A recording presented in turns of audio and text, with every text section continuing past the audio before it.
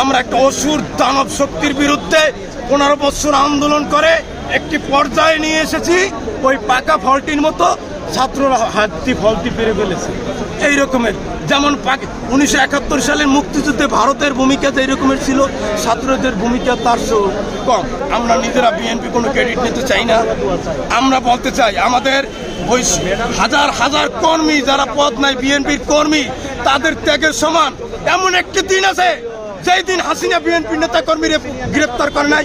এমন একটি দিন আছে যেদিন বিএনপি নেতা কর্মী বাংলাদেশে হত্যা হয় নাই। আমাদের রাষ্ট্রস্বরূপের নেতা কর্মী গুম হয়েছে এই খুনি হাসিনার বিরুদ্ধে আন্দোলনে।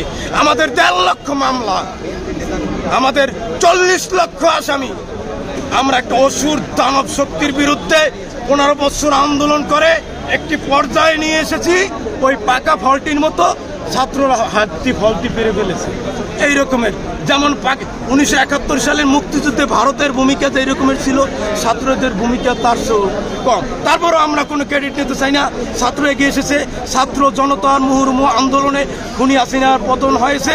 ইনশাআল্লাহ এই বাংলাদেশ আমাদের সবার, এই বাংলাদেশের স্বাধীনতার সার্বভৌমত্ব অখণ্ডতা রক্ষার জন্য আমরা সবাই 5ই আগস্টের মতো আবার একত্রিত হয়ে এই বাংলাদেশকে গর্ব এবং বাংলাদেশের যে কাঙ্ক্ষিত যে মানুষের আশা, জনগণের ভোটে নির্বাচিত সরকার এবং 5ই আগস্টের যে মূল মন্ত্র 5ই আগস্টের গণতন্ত্র, সেই গণতন্ত্রের মূল আকাঙ্ক্ষা হচ্ছে একটি ভোট।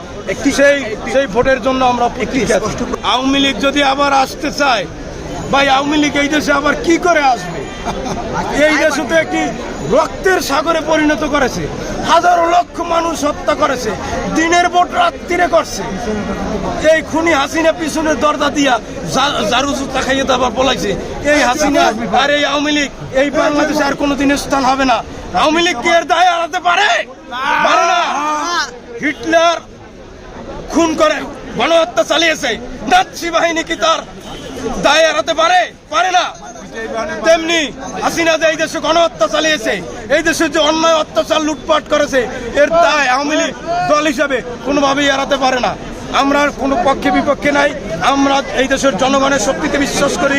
বিএনপি জনগণের দল।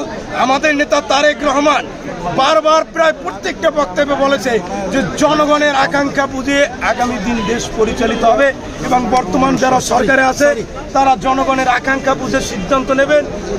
তা না হলে আপনারা নিজেরাই বিপদে পড়বেন। আমরা বিএনপি আমরা জনগণের সাথে ছিলাম, জনগণের সাথে আছি, জনগণের পাশেই থাকবো। একটি প্রশ্নে শুধু সবার সাথে আমাদের বিরোধ বিএনপির সাথে। এই জামায়াত বলেন, এই ছাত্র বলেন, এই চরমনাই বলেন, এই দেশে যত দল আছে সব দলের সাথে শুধু একটা দিক দিয়ে এই বিএনপির সাথে ঝামেলা। সেই দিকটি হইল কি? ভোট। সব দলই চায় ভোট ছাড়া ক্ষমতায় থাকতে, কিন্তু বিএনপি চায় ভোট। কারণ ভোটের রাজনীতিতে বিএনপির ধারে কাছেও কেউ নাই। কারণ আমরা বলতে চাই, জামাত ইসলাম বলেন, চরমনাই বলেন, আমরা বলতে চাই আপনারাও বিএনপির মতো এরকমের জনগণের পাশে থেকে আন্দোলন, জনগণের ভাষা বুঝে তারপর আন্দোলন সংগ্রাম চালিয়ে যান। জনগণ একদিন বিএনপির মতো আপনাদেরকেও সমর্থন করে ক্ষমতায় অধিষ্ঠিত করবে, তাতে আমাদের কোনো অসুবিধা নাই। আমরা বাংলাদেশের জনগণ আজকে 7 জানুয়ারি 2025 আমাদের নেত্রী লন্ডনে যাচ্ছে। আগামীকাল বাংলাদেশ টাইম সকাল 10টায় লন্ডন এয়ারপোর্টে তিনি অবতরণ করবে। সেখানে আমাদের ভারপ্রাপ্ত চেয়ারম্যান তারেক রহমান এবং তার সুযোগ্য সহধর্মিনী ডাক্তার জোবাইদুর রহমান তাকে রিসিভ করবেন। দীর্ঘ 7.5 বছর পর এত চড়াই উতরাই ট্র্যাজেডির পরে মা সন্তানের মিলন হবে। আল্লাহ তুমি, এটাই আমরা খুশি। আমরা বিএনপি নেতা কর্মীরা আমরা আমাদের নেত্রীকে জীবিত অবস্থায় তার সন্তানের কাছে পাঠাতে পেরেছি। এই জন্য আল্লাহ তাআলার কাছে আমরা কৃতজ্ঞতা প্রকাশ করছি।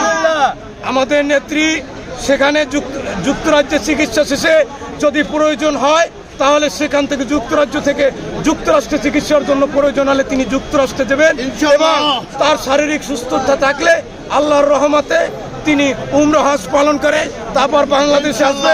আমরা বাংলাদেশের আল্লাহ বিরোধী মুসলমান জনগোষ্ঠী আমরা যতদিন আমাদের নেত্রী না আসবে আমাদের মাঝে ফিরে, ততদিন পর্যন্ত আমরা সবাই কায়মন বাক্যে আল্লাহর কাছে ফরিয়াদ করবো, আল্লাহ আমাদের নেত্রীকে তুমি আগের মতো সুস্থ করে দাও। যেমন 2008 সালের 8 ফেব্রুয়ারি আমাদের নেত্রী হেঁটে হেঁটে তারপর হাতিরা দিতে গেছে, সেই নেত্রীকে অবরুদ্ধ করে হুইল চেয়ারে বসে সেই নেত্রী সেই কারাগার থেকে মুক্তি নিয়েছে। আল্লাহ আমাদের নেত্রী তো নিরপরাধ ছিল, আপনি তো জানেন।